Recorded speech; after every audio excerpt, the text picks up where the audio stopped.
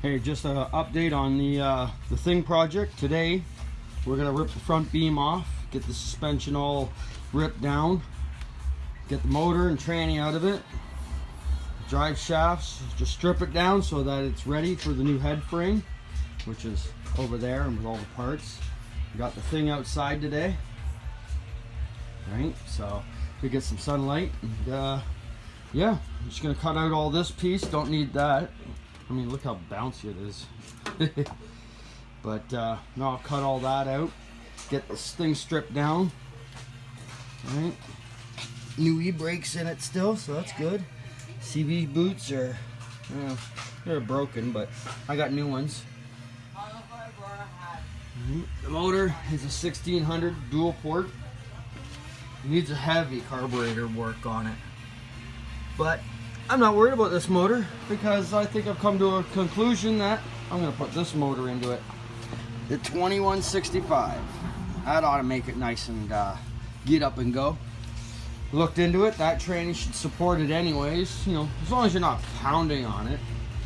And, well, I shouldn't pound on it too hard. Too hard, I'm going to say. So, yep, there's all brand new brakes in this thing. Like, look, there's all the new lines right there. Right, new brake lines. I'm gonna pull all them off. I'm not happy with the way this is ran. Like, look at it, it's just kind of out there. Right, close, but this shouldn't be twisted. It should just be looped. Right, emergency brakes, back end plates are in good shape. Right, as you can see, wheel cylinders are new. They just got to be cleaned up, and I'll paint them. But yeah, front beam. That's a few holes in it, some issues, but I think it had issues before because look, right here, you see that seam? Someone welded another outside on, because if you look inside, you can see the hole back here. You see that?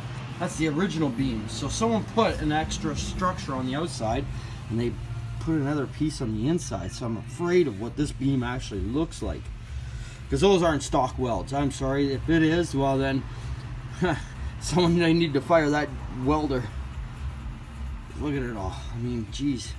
So I'm just gonna get rid of the beam, and I'll make these new supports for the arms when I get it. It's just be a piece of angle iron running straight up and down, you see, and then just weld it right to it. But mine will be a lot cleaner than that. Like, look at that. Yeah. Look at the stuff everywhere. Oh, there's an earwig running. Oh, he just jumped. He didn't want to be on camera. But there, all nice new brakes in there, and this is a new line, but you can see they're not working right because it shouldn't be touching. It shouldn't be touching here at all. This should stay down like this. So he's got it twisted up, which is fine. I mean, I'll straighten it out when it comes time. New master cylinder, so I'll pull that off and check it out, make sure it's okay. This brake line, I'll just pull it out and get rid of it. But yeah, that's kind of like what I'm just going to happen today. So giving you kind of a preview. I want to document as much as I can on this, right? Like, look at this. Someone's even got all the original heater tubes in this thing. And they still work nice too. Too bad it doesn't have heater channels. 73 didn't come with a heater channel. 74 did. So I saved myself almost 600 bucks aside for them. So this is good. New starter. It's just a little oxidized from sitting outside a bit, but I'll take that off, pack that up in my stuff, because I got another hot starter over here I'm going to use. This is one of the high torque ones without the bushing shaft. See, there's no bushing shaft inside. It just floats there, see? This is a high torque. This is the new one, was a lot of people are starting to go with. I pulled it off a Doom buggy. I thought it was the starter, but it was the battery. It was dead. Had no cranking amps at all.